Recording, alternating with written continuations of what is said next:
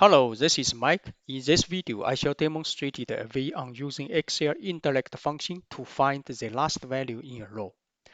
This video is a series video of my Excel tips and tricks, which is focused on Indirect Function with its use case. Sometimes we have the regularly updated value in a row of a report. The value could be the latest daily or monthly or yearly updated total sales, for example. Then we may want a monitor V to log and look the latest value in our report. Indirect function provided us a V for this need.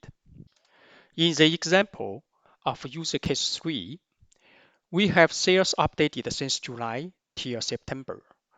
We want to only see the latest number whenever we have the latest month updates.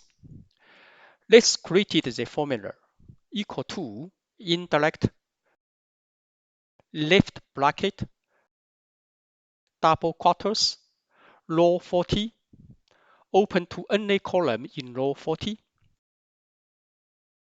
Then combine the conda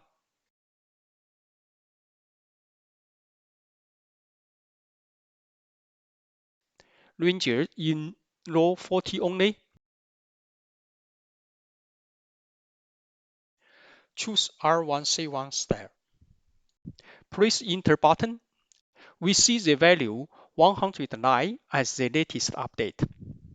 If we give the 115 in October, then we get latest update view from the formula.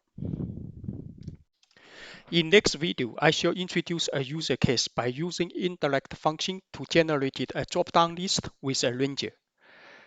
Thanks for your watching and see you in next video.